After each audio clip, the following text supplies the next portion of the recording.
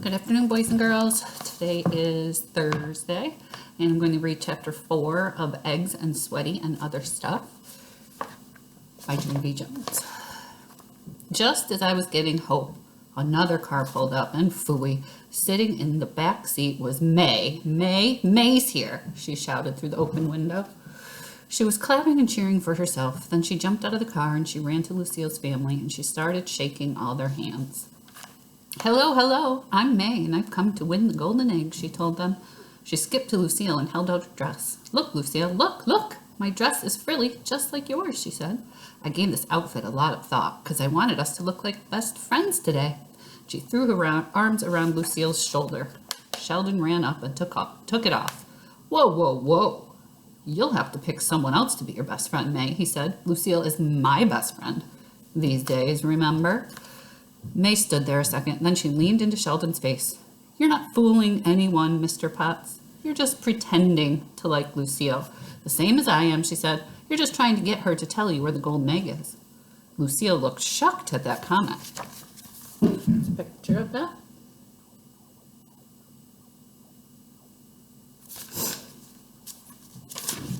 That's not true, is it, Sheldon? You're not just pretending to like me, right? She asked.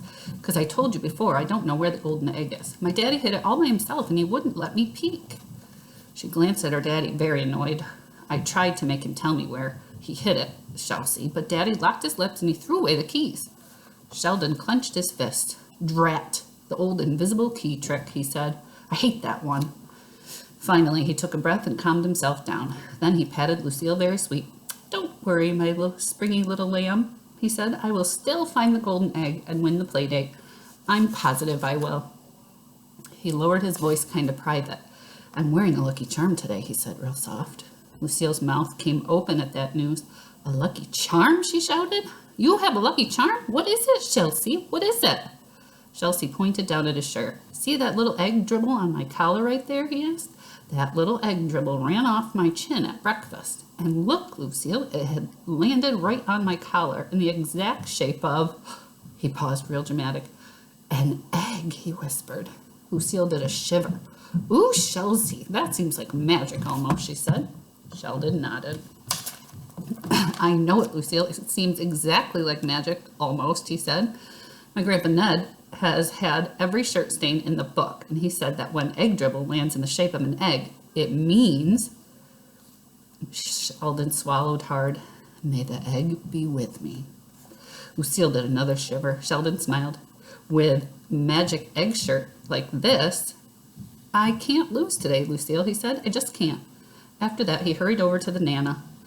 And you tried to show her his egg shirt, but the Nana backed up from him. Then she quick grabbed Lucille's daddy, and she said the words, do something. The daddy cleared his throat louder. Boys and girls, may I please have your attention, he said.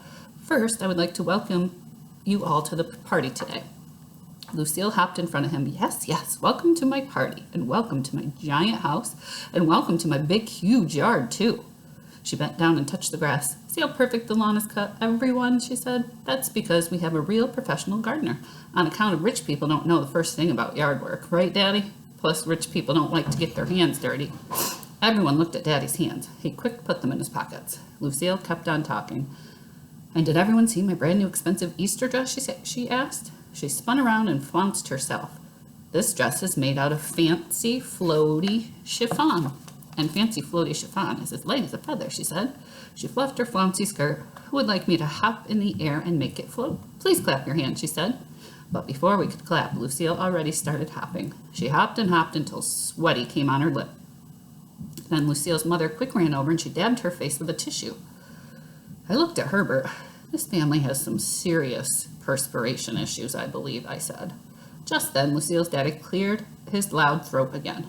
Children, as all of you know, we're going to be having a picnic and an Easter egg hunt today. But for this party to go smoothly, we're going to need your complete cooperation. Okay? He asked. Okay, we shouted back. Okay.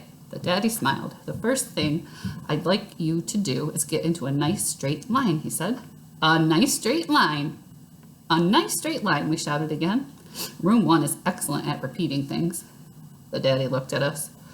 Okay, fine. As I was saying, if you get into a nice straight line, we'll lead you to the picnic grounds in the back of the house. The back of the house, the back of the house, we hollered. The daddy stopped smiling. We were starting to get on his nerves, I think. Next to him, Lucille's mother and Nana were doing a deep breathing. The brother had already gone inside to watch TV. Finally, all of us got in a nice straight line. Then the mother and daddy and Nana did a group hug with each other, and they led us to the picnic grounds. And wowie, wow, wow, I couldn't believe my eyeballs, because on the way we passed Lucille's huge, big swimming pool, and it was inside a big glass house. Oliver wanted to gasp at that sight. I ran to Lucille and hugged her around the middle. Lucille, Lucille, you are even richer than you used to be. Your swimming pool is in a big glass house now, and so my play date with you will be funner than I thought. Lucille took my hands off her. Silly Junie B. Jones, you know the rules. If you want the play date, you're going to have to find the golden egg. And that's not going to be easy, because my boyfriend Chelsea is wearing his magic egg shirt, she said. She looked at Sheldon and did a wink. Sheldon winked back. May was watching that action. Hey, hey, hey, she grouched. That better not be a secret wink about the golden egg, because if you're winking about the golden egg, I'm telling. She poked Sheldon with her finger. I'm going to be watching every movie make Sheldon Potts, he said. She said, I'm going to be all over you like a cheap suit. I did a frown at that comment. I do not know what a cheap suit means exactly, but here is what I do know. For the first time in my life, May was right, I think. Whoever wanted to find the golden egg could not let Sheldon out of their sight. That's the end of chapter 4. Tomorrow I will read you chapter 5, the jelly bean game. I know I sent out a lot of information and links for you today. Don't get overwhelmed. It's really just to help you with lessons and give you more stuff to use if you need it. Reach out to me with any questions or concerns that you might have. I'll see everybody tomorrow.